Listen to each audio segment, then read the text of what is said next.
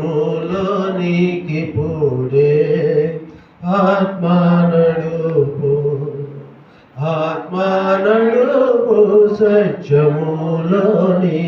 పూడే ఆత్మ నడుపు. ఆత్మని సాయము అధికముగా నిలిచి, ఆత్మని సాయము అధికముగా నిలిచి, ఆత్మానందముతో దైవారాధనముతో ఆత్మ నడుపు. ఘోర కలుషముల దూరముగా దోలి, ఘోర కలుషముల దూరముగా ద్రోలి, పారమార్థిక బుద్ధి గురునాటులను ఆత్మ నడుపు. అంధత్వము వలన మందమయ్యుండుమా, అంధత్వము వలన మందమయ్యుండుమా, దండములని ఎందు వెలుగుటకు ఆత్మ నడుపు. నిర్మల హృదయము నిరతము మాకిచి, నిర్మల హృదయము నిరతము మాకిచి, కుర్మిని వరముల కుచి దీవించి ఆత్మ నడుపు. సకల మానవులతో అకలంక శుభవార్త, సకల మానవులతో అకలంక శుభవార్త ప్రకటించు బల జ్ఞాన నికరంబునిచే ఆత్మ నడుపు. దీవించి పంపుమో దైవాత్మమును, దీవించి పంపుము దైవాత్మమును, భావజ్ఞాన మొసగి ప్రభు సేవలో ఆత్మ నడుపు, ఆత్మ నడుపు సత్యములోనికి పూడే ఆత్మ నడుపు. ప్రేమగల తండ్రి, కృపగల దేవా, ఆత్మస్వరూపుడా, ఆదిను అంతమునైన దేవ, మీరిచ్చిన శ్రేష్టమైన సమయమును బట్టి ఉందనా, ఈ పెంతెకొస్తు దినమును నాయన పండుగగా చేరిన ఇక బిడ్డలను బట్టి ఉందనా, మీ ఆత్మను శక్తితో బిడ్డలు నింపమని, మీ కృపయో క్షేమమును అందించమని యేసుక్రీస్తు వారి పరిశుద్ధ నామమును అడిగి వేడుచున్నాము తండ్రి. కూర్చుండమండి. అపోస్తల కార్యములు 2వ అధ్యాయం మొదటి 13 వచనాలు ఎవరైనా ఒకరు మైకులో చదవండి. అపోస్తల కార్యములు 2వ అధ్యాయము మొదటి 4 వచనాలు ఒకరు చదవండి. మొదటి 4 వచనాలు ఒకరు చదవండి. పెంతెకొస్తు పండుగ దినము వచ్చినప్పుడు అందరూ ఒక చోట కూడి ఉంది. అప్పుడు వేగముగా వీచు బలమైన గాలి వంటి ఒక ధ్వని ఆకాశము నుండి అకస్మాత్తుగా వారు కూర్చుని ఉన్న ఇల్లంతయు నిండెను. మరియు అగ్నిజ్వాలల వంటి నాలుకలు విభాగింపబడినట్టుగా వారికి కనబడి, వారిలో ఒక్కొక్కని మీద వ్రాలగా, అందరూ పరిశుద్ధాత్మతో నిండిన వారై ఆ ఆత్మ వారికి వాక్ శక్తి అనుగ్రహించిన కొలది అన్య భాషలతో మాట్లాడసాగిరి. దేవుడు తన పరిశుద్ధ వాక్యం ద్వారా ఈ వాక్యం నేర్పించాడు. మరి ఇంకొకడు 5వ వచనం నుంచి 13వ వచనం వరకు చదివి. 5వ వచనం నుంచి 13వ వచనం వరకు. ఆ కాలమున ఆకాశము క్రింద నుండి ప్రతి జనములో నుండి వచ్చిన భక్తిగల యూదులు యెరూషలేములో కాపురముండిరి. ఈ శబ్దము కలుగగా జనులు గుంపులుగా కూడి వచ్చి ప్రతి మనుష్యుడు తన తన స్వభాషతో వారు మాట్లాడట విని కలవరపడి, అంతటా అందరూ విభ్రాంతి నొంది ఆశ్చర్యపడి, ఇదిగో మాట్లాడుచున్న వీరందరూ గలిలయులు కారా? మనలో ప్రతి వాడును తాను పుట్టిన దేశపు భాషతో వీరు మాట్లాడట మనము వినుచున్నామే. ఇదేమి? పార్తీయులు, మాదీయులు, ఏలామీయులు, మెసోపొతమియు, యూదా, కపదోకియా, పొంతి, ఆసియా, ఫ్రుగియా, పంఫూలియా, ఐగుప్తు అనే దేశములందరి వారు, కురేనే దగ్గర లిబియా ప్రాంతముల యందు కాపురం ఉన్నవారు, రోమా నుండి పరవాసులుగా వచ్చిన వారు, యూదులు, యూదమత ప్రవిష్టులు, క్రేతీయులు, అరబీయులు మొదలైన మనమందరము వీరును మన భాషలతో దేవుని గొప్ప కార్యములను వివరించడం వినుచున్నామని చెప్పుకొనిరి. అందరు విభ్రాంతి నుండి ఎటూ తోచక ఇదేమగును అని ఒకరితో ఒకరు చెప్పుకొనిరి. కొందరైతే వీరు క్రొత్త మద్యముతో నిండి ఉన్నారని అపహాస్యము చేసిరి. దేవుడు తన పరిశుద్ధ వాక్యం ద్వారా మనల్ని దీవించి నడిపించుగాక. ఆమేన్. పిల్లరా, ఈ దినమున పెంతుకొస్తు పండుగ. పెంతుకొస్తు అనేది పండుగ. పాత నిబంధనలో చాలా పండుగలు మనం చూస్తాం. కొత్త నిబంధనలో మనకు కనిపించే పండుగ. అయితే ఆ భూమి మీద ఉన్న క్రీస్తు పరిచయంలో ఉన్న కొన్ని సమూహాలు, కొన్ని సంఘాలు మనకు తెలిసిన విషయం క్రిస్మస్ పండుగను కూడా ఒప్పుకోరు కదా, బైబిల్లో లేదంటారు. కానీ బైబిల్లో లేదనే వాళ్ళు మళ్ళీ ఈ బైబిల్లో ఉన్న పండుగలు చేస్తారంటే వాటిని గురించి పెద్దగా చేయాలి, వాటిని అసలు పట్టించుకోవాలి. అని ఈరోజు క్లుప్తంగా కొంత వివరణ మీకు చూపించాలని నేను గుర్తు చేస్తూ, ఈ పెంతుకొస్తు దిన పండుగలో ప్రభు దాచి ఉంచిన ఆత్మశక్తి, పరిశుద్ధాత్మ అనే శక్తి దేవుడు మీకు, నాకు, మనకు పరిపూర్ణముగా దయచేయుగాక. ఆమేన్. బైబిల్లో కొన్ని పండుగల గురించి చెప్తాను, వినండి. తర్వాత జాగ్రత్తగా పెట్టి పరిశీలన చూసుకోండి. కోతకాల పండుగ ఉంటుంది. కోత పండుగ.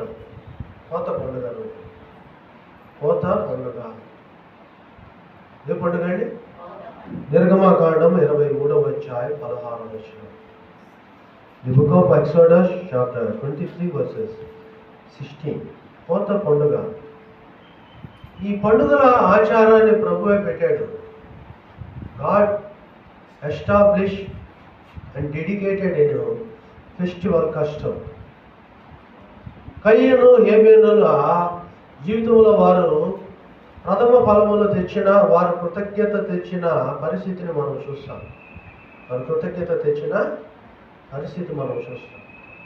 ఇది చాలా స్పష్టం. కోతకాల పండుగ. రాసుకునే వాళ్ళు రాసుకోండి, ఇది మీకు ఫ్యూచర్లో ఉపయోగపడుతుంది. కోతకాల పండుగ. నిర్గమకాండము 23వ అధ్యాయం 16. రెండోది పస్కా పండుగ గురించి మనం చూస్తాం.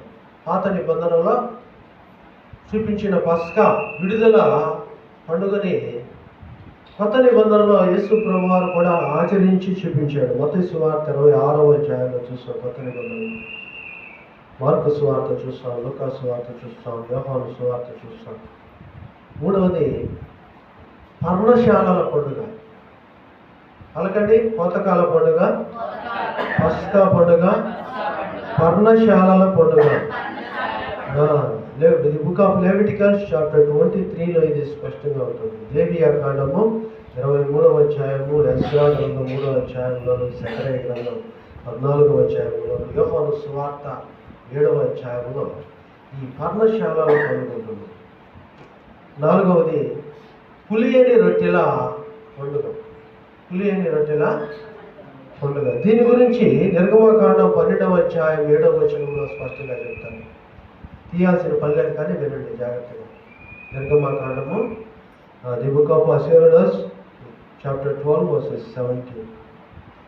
8వ దినవృత్తాంతాలు 8:13 30వ అధ్యాయంలో దీని గురించి ఎక్కువ రాశారు. దీని తర్వాత పూరీముల పండుగ. ఎజ్రా గ్రంథం 9వ అధ్యాయంలో రాశారు. 6వది పెంతుకొస్తు పండుగ. ఉన్నదండి 6వది పెంతుకొస్తు పండుగ. దీని గురించి అపోస్తలుల కార్యం 2వ అధ్యాయంలో రాశారు. పాత నిబంధనలో ఇండైరెక్ట్గా దినవృత్తాంతాల 2వ గ్రంథం, మొదటి గ్రంథం ఉంటుంది. కానీ దావీదు మందసమును దేవుని పట్టణములకు తెచ్చి ప్రతిష్ఠించిన దినం ఇది స్పష్టంగా చూస్తాం. 7వది ప్రతిష్ఠిత పండుగ. ఏంటి ప్రతిష్ఠిత? ourselves, our families, our churches, our souls dedicated in Lord Jesus Christ. ప్రతిష్ఠిత పండుగ. దీని గురించి యోహాను సువార్త 10వ అధ్యాయంలో రాశారు. ఆలయ ప్రతిష్ఠ మొదలు. ఆలయ ప్రతిష్ఠిత. ఈ పెంతెకొస్తు పండుగ రోజే ఈ ప్రతిష్ఠిత పండుగ కూడా ఉంది. సో బైబిల్లో చూపించిన పండుగల్లో ఈ 7 ప్రాముఖ్యమైన పండుగలు ఉన్నాయి. మరి ఇందాక మీకు జ్ఞాపకం చేశాను, కొంతమంది పండుగల గురించి పెద్ద ఆక్షేపణగా ఉంటారు, లేకపోతే వారికే వారు అభ్యంతరపరుస్తున్నారు. అయితే కొత్త నిబంధనలో లేకపోతే క్రీస్తు పుట్టుకలోను పునరుద్ధానములోనూ ఉన్న ఈ రిజరెక్షన్ అండ్ బర్త్ ఆ ఫెస్టివల్ డేస్ని అభ్యంతరపరిచే వాళ్ళు మరి ఈ పండుగలు చేస్తున్నారా? చూసారు ఎప్పుడన్నా ఈ పండుగలు చేయటం? చూడండి, మరి చేయాలి కదా, బైబిల్ చేయమని చెప్పిందిగా, తండ్రే చేయమని చెప్పాడుగా. సో చాలా వరకు మనం ఏం చేస్తామంటే మన స్వబుద్ధిని ఆధారం చేసుకొని మనము ప్రభువుల ముందుకు నడుస్తూ ఉంటాం. అందుకనే లెంట్ డేస్లో మీకు నేర్పించాను, రోమా పత్రికలో ప్రాముఖ్యమైన మాట, వారు దేవుని నీతిని ఎరుగక తమ స్వనీతిని. సో ప్రభు ఇచ్చిన కట్టడికి ఆధారమని పరిశుద్ధ గ్రంథం లేనిదే మనం లేవు, క్రైస్తత్వం లేదు. సో ఈ పరిశుద్ధ గ్రంథం అనే యేసుక్రీస్తు వారి యొక్క గ్రంథము ఆత్మ మనలో బలపరచడానికి ఇచ్చిన ఒక క్రమం ఇది. సో ఈ పరిశుద్ధ దినము అనగా యేసు ప్రభు వారు మన కొరకు శ్రమను అనుభవించి అన్యాయపు తీర్పులు అనుభవించి ఆయన మరణించి 40వ దినం పునరుద్ధానుడై 40వ దినమున మోక్షారోహణయ్యాడు. ఆ 50వ దినమున ఆయన ప్రజలందరి మీద అనగా ఆయన ఏర్పరుచుకున్న వారి మీద ఆయన పరిశుద్ధాత్మ శక్తిని కుమ్మరించాడు. So today is our festival of Pentecost.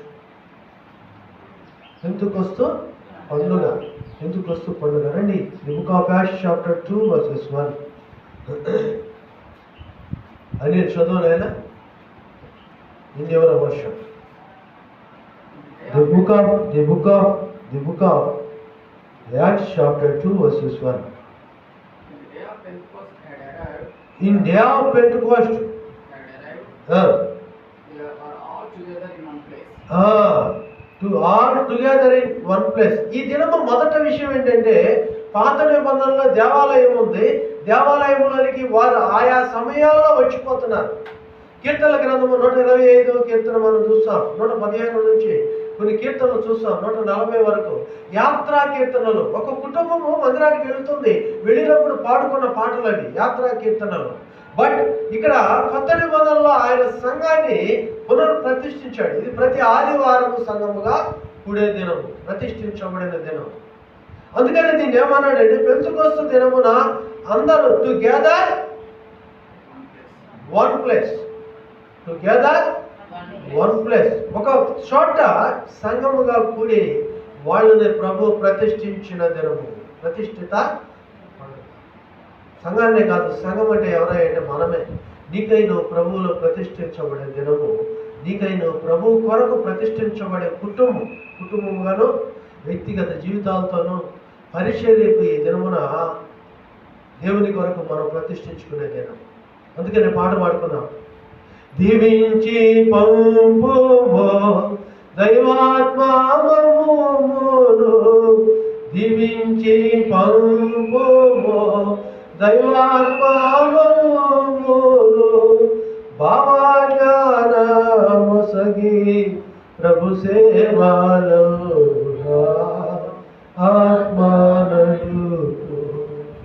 ఆత్మానడుపు సత్యములోనికి పోనే ఆత్మానడుపు.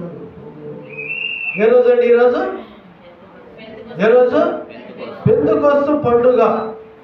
ఇక్కడ నేను విమర్శ కాదు, కానీ పెంతెకొస్తు సంఘము కాదు, పెంతెకొస్తు పండుగ.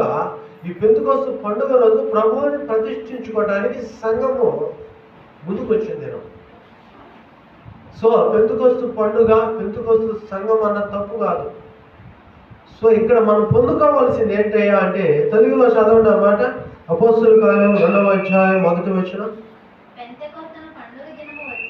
పలకండి, లేకపోతే అందరూ పలకండి ఒక మాట. పెంతెకొస్తు పండగ దినము వచ్చినప్పుడు ఆ, అందరూ ఒక చోట కూడి ఉండిరి. ఆ. అందరూ ఏం చేశారండి? ఒక చోట కూడి ఉండేది. ఒక చోట కూడి ఉన్నారు. వీరికి ఏం జరిగింది? వేగముగా వీచు 4వ వచనానికి రండి. వర్సెస్ 4 అందరూ పరిశుద్ధాత్మతో నిండిన వారే. పలకండి. అందరూ పరిశుద్ధాత్మతో నిండిన వారే. ఆ. ఆత్మ వారికి వాక్శక్తి అనుగ్రహించిన కొలది అన్య భాషలతో మాట్లాడతారు. Anil read it. Suddenly a sound like the of a violent rushing wind came from the heaven, and it filled the whole house where they were staying. అందరూ ఏం దేంతో నిండారండి? పరిశుద్ధాత్మ, హోలీ స్పిరిట్ తో అందరూ ఎవరైతే సంఘముగా కూడి ఉన్నారో, ఎవరైతే పెంతుకొస్తు అనే సంఘము కింద ఉన్నారో, అందుకని చెప్తున్నా, పెంతుకొస్తు పండుగ దినము, పెంతుకొస్తు సంఘము దినము, ఆత్మతో నింపబడిన ప్రతి సంఘము పెంతుకొస్తారండి. వాక్యాధారము కలిగిన ప్రతి సంఘము బాప్టిస్టు సంఘమే.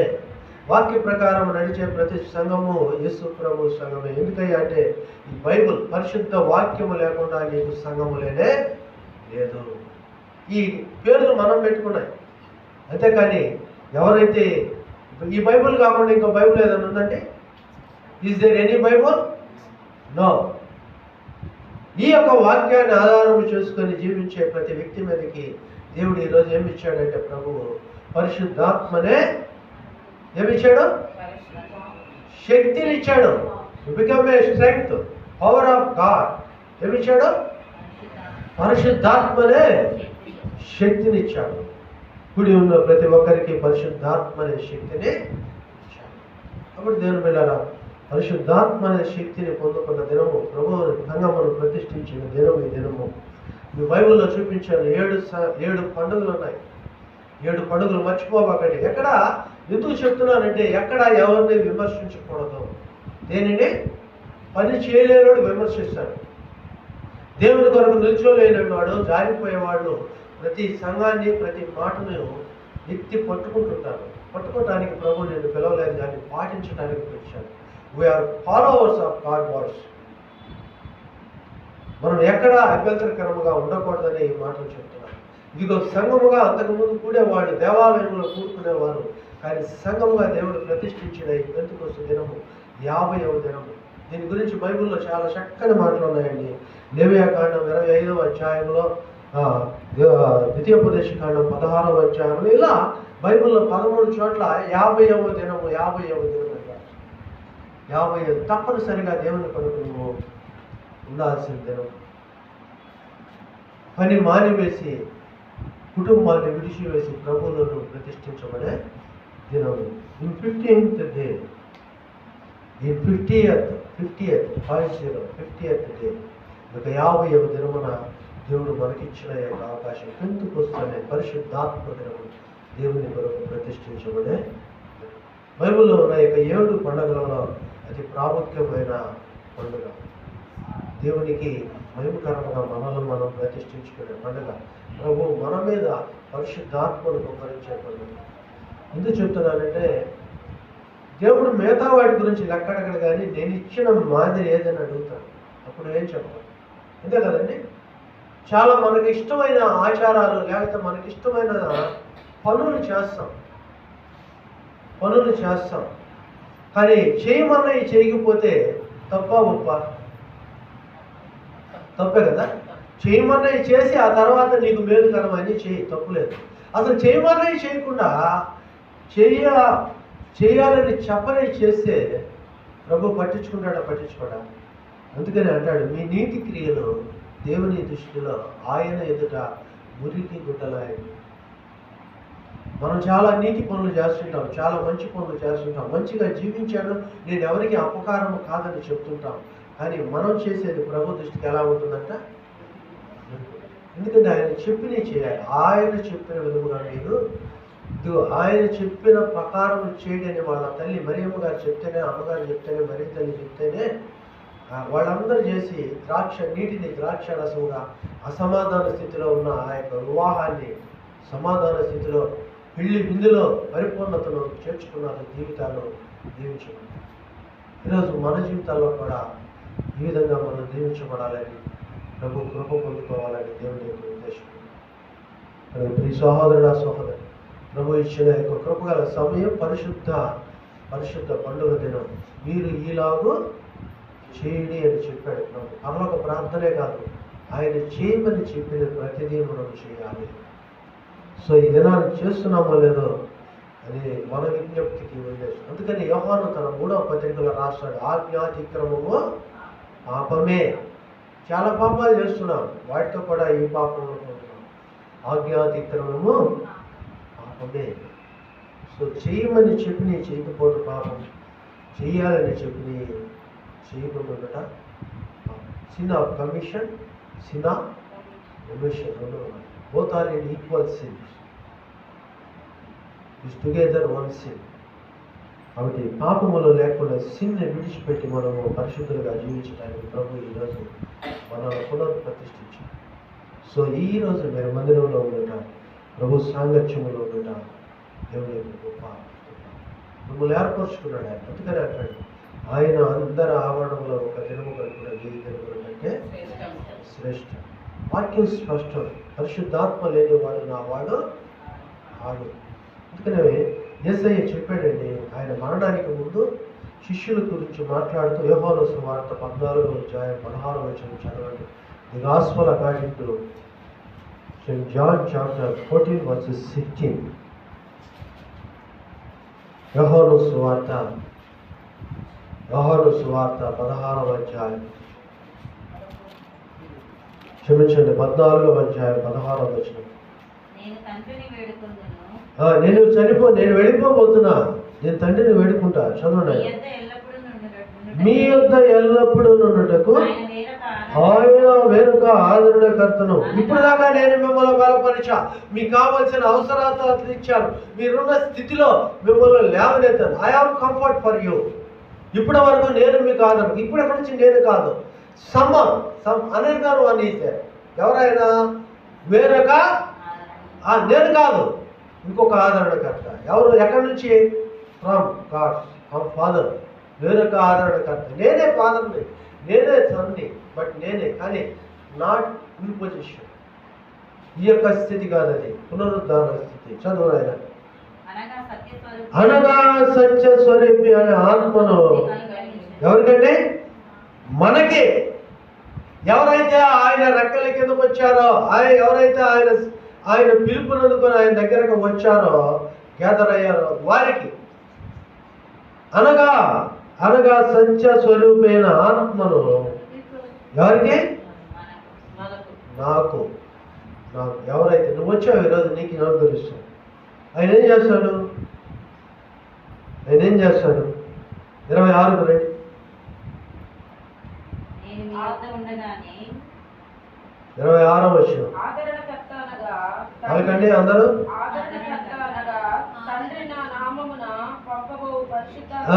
వేరొక ఆత్మ అంటే ఇంకొక మనిషి కాదు, పేరు నాదే. వాట్? ఇప్పుడు మనకు ఒక పేరు ఉంది, సర్నేమ్. రాజేష్కి ఒక పేరు ఉంది. What Rajesh? What is your permanent name? Rajesh. Father's name is permanent. ఎవరి పేరండి? ఎవరి పేరు? శామ్యూల్ బాబాని ఎవరి పేరు చెప్పాలి? ఇంటి పేరు చెప్తాడు. ఇంటి పేరు కాదు, వెంకటేష్.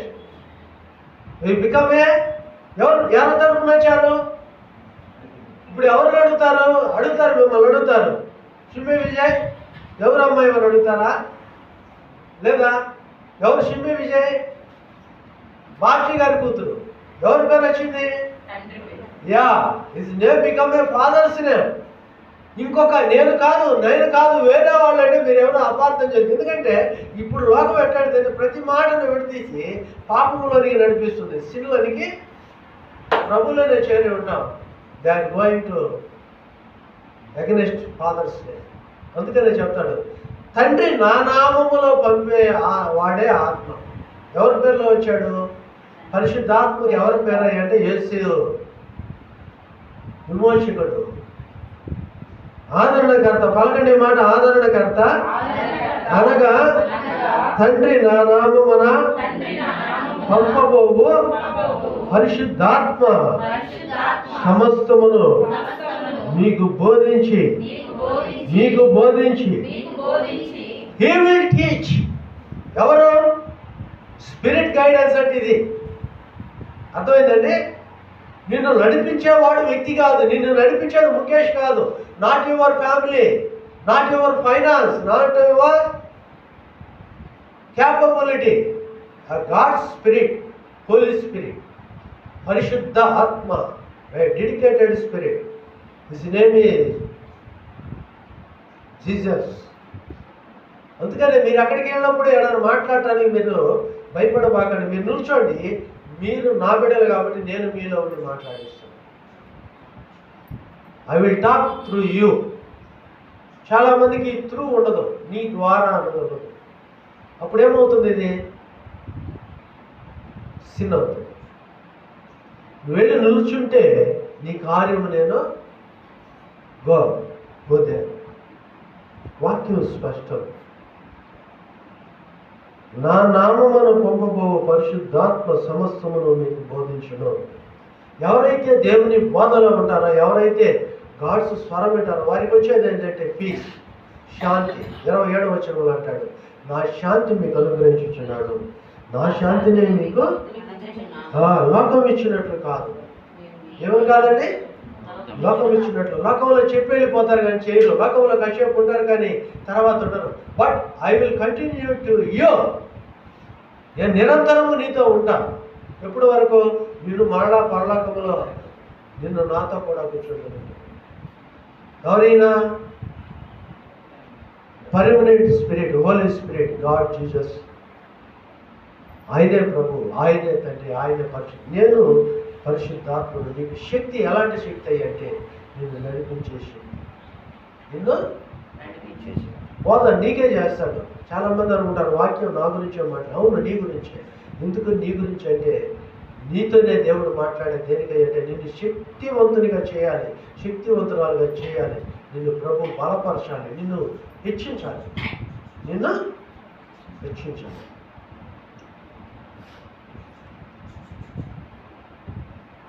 వాక్యం స్పష్టం. రండి, 15th chapter, the gospel of John, the gospel according to John, chapter 15, verse 26. తండ్రి యొద్ద నుండి మీ యొద్దకు నేను పంపబో ఆదరణకర్త తండ్రి మీ యొద్ద నుండి బయలుదేరు సత్యస్వరూపి అయి ఆత్మ ఇచ్చిన. ఎవరైనా దిస్ ట్రూ, దిస్ ట్రూ. సత్యం ఇది, అబద్ధము కాదు.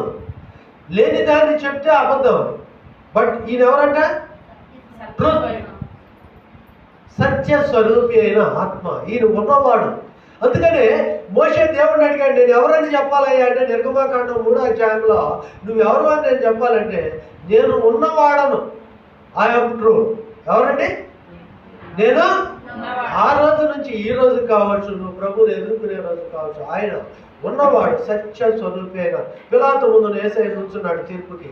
ఎవరండి మీరని అడిగితే ఆయన అన్నాడు, సత్యం అంటే ఏమిటి? సత్యం నేనే అంటున్నాడు. నన్ను చూసేవాడు సత్యమును చూశాడు, నన్ను కనుగొన్నవాడు సత్యమును. దీని గురించి నేను ఎక్స్ప్లెయిన్ చేయట్లేదు. చూడండి, అక్కడ మరలా చదవడం మాట 26. తండ్రి యొద్ద నుండి మీ యొద్దకు నేను పంపబో ఆదరణకర్త అనగా తండ్రి యొద్ద నుండి బయలుదేరు సత్యస్వరూపి అయి ఆత్మ వచ్చినప్పుడు ఆయన నన్ను గూర్చి సాక్ష్యం ఇచ్చును. హి ఈస్ విట్నెస్ మీ. ఎవరి గురించి? కుమారుడు మీ మధ్యలోనే ఉన్నాడు, కుమారుడుగా ఆయన మీ కొరకు మరణించాడు, దీన్ని మీరు అంగీకరించలేదని ఆయన సాక్ష్యం ఇస్తాడు. అందుకనే బాప్తిస్మం ఇచ్చేటప్పుడు నేను ఒక మాట చెప్తాను, సాక్ష్యం ఇచ్చేవారు ముగ్గురు. ఎవరు? రండి, the first episode, first letter of John, according to first letter of John. యోహాను మొదటి పత్రిక 5వ అధ్యాయం 7వ వచనం. ఆ వెలుగు చీకటిలో ప్రకాశించు. యోహాను మొదటి పత్రిక 223వ పుటలో ఉంటుంది. బ్యాక్ సైడ్ మైక్ లో చదవమా, రికార్డింగ్ అవుతుంది ఇది. యోహాను మొదటి పత్రిక 5వ అధ్యాయం 7వ వచనం. సాక్ష్యం ఇచ్చువారు ముగ్గురు, అనగా ఆత్మయు నీళ్లును రక్తమును, ఈ ముగ్గురు ఏకీభవించి ఉన్నారు. ఈ 3 in 1, ఈ ముగ్గురు ఏకీభవించి ఈ ముగ్గురు ఏకీభవించి ఉన్నారు. ఎవరెవరు వారు? ఆత్మయు పలకండి. ఆత్మయు నీళ్లును రక్తమును. ఎవరండి? ఆత్మయులు నీళ్లను రక్తమును. సాక్ష్యం ఇచ్చే వారందరూ ముగ్గురు. ఆత్మ. అందుకని ఇక్కడ అంటున్నాడు పంపబోవు ఆత్మ. ఫస్ట్ సాక్ష్యం ఎవరు?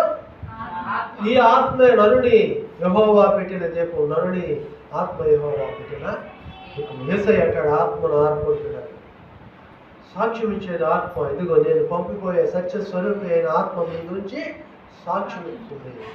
సాక్ష్యం ముగ్గురు కాదు సాక్ష్యం ఇచ్చేది, ఒక్కరే. ఈ ముగ్గురే, తండ్రి, కుమార, పరిశుద్ధాత్మ. ఆత్మయును నీళ్లును ఆత్మ ఆయనే. యేసయ్య అన్నాడు ఆత్మను నేనే, తండ్రిని నేనే. రెండవది యేసయ్య అంటాడు నిత్య జీవ జలములను నేనే, నా యొద్దకు వచ్చేవాడు ఎంత మాత్రమునో తప్పికొనడు. యోహాను సువార్త 4వ అధ్యాయం. ఈజ్ వాటర్ ఆల్సో, ఈ spirit is water and blood. మన పాత్ర పట్టుకొని చెప్తాం, ఇది మీ కొరకై చిందించనైనా నా రక్తము నిమిత్తమైన క్రొత్త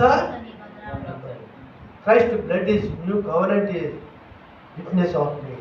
నా గురించి సాక్ష్యం చెప్పబోయేవాడు.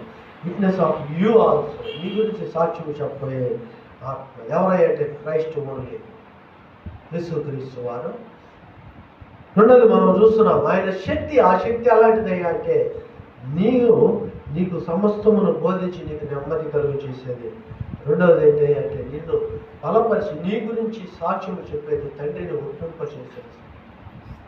మూడవది మీరు గమనించండి, యోహాను సువార్త 16వ అధ్యాయం. The gospel according to Saint John chapter 16 verses 7. అయితే నేను మీతో సత్యం చెప్పుచున్నాను, నేను వెళ్ళిపోవుట వలన మీకు ప్రయోజనకరం. నేను వెళ్ళని ఎడల ఆదరణకర్త మీ యొద్దకు రాడు. డెత్ గురించి ఆయన మాట్లాడుతున్నాడు. నేను వెళ్ళిపోతే ఏమొస్తుందండి? చదవండి, అది కంటిన్యూ చేయలేను. కరెక్ట్ అండి, చదివింది. నేను వెళ్ళిన ఎడల ఆదరణకర్త మీకు ప్రయోజనకరము. నేను వెళ్ళిన ఎడల ఆదరణకర్త మీ యొద్దకు రాడు. నేను వెళ్ళిన ఎడల ఆయనను మీ యొద్దకు పంపుదును.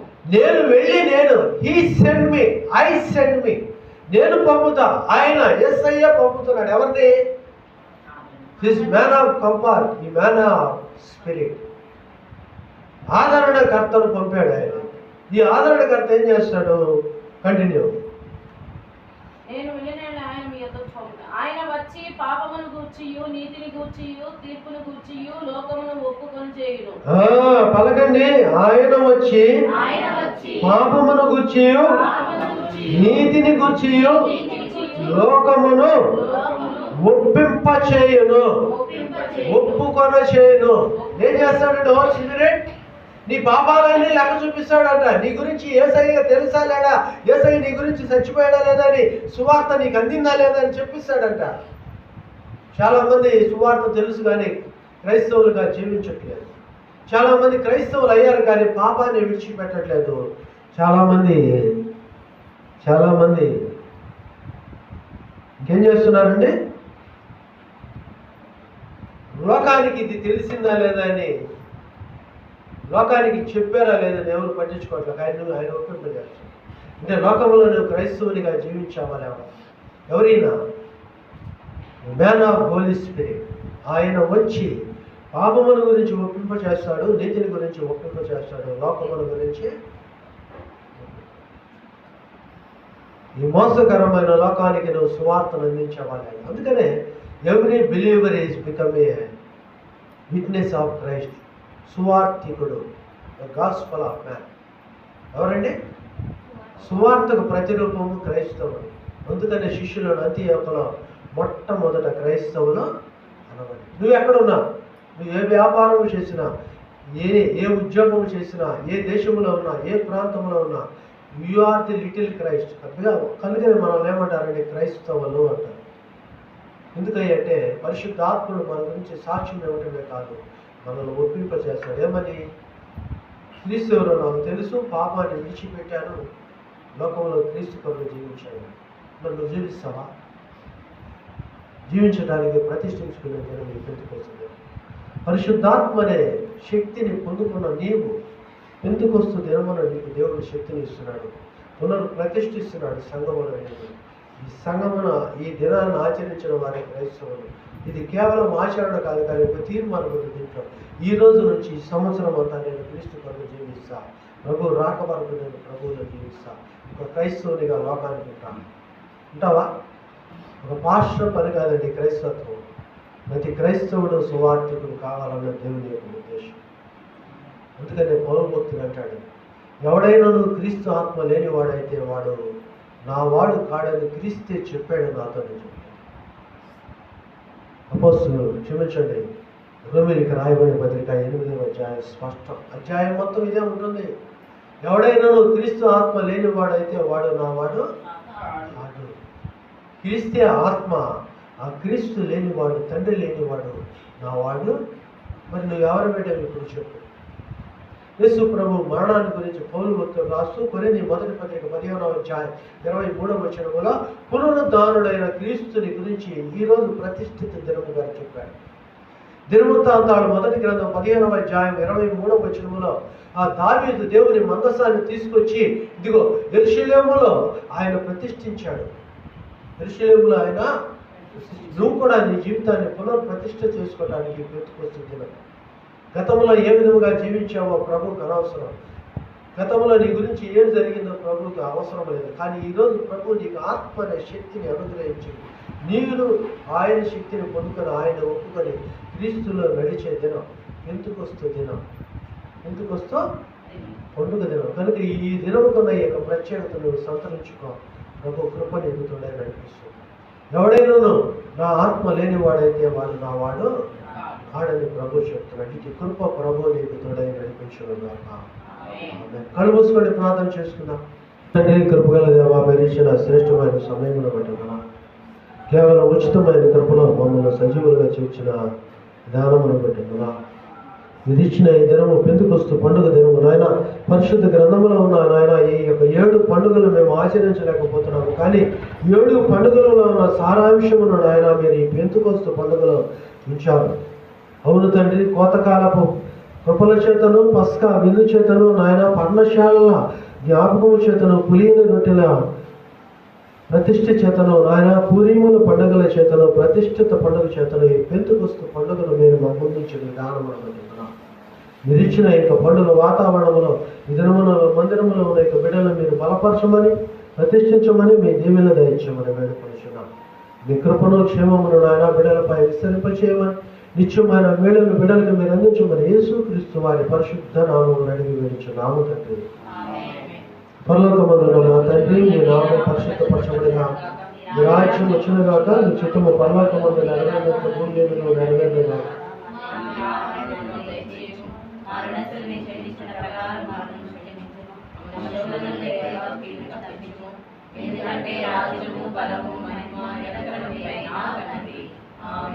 పరమందాసిన తండ్రి యొక్క కృప, మన రక్షకుడైన యేసునాథుని నిత్యమైన ఆశీర్వాదములు నిలుతమైన దేవుడు సదా సమృద్ధికరమైన మేళంతోనూ ఆశీర్వాదకరమైన ఇచ్చుకుంటాం.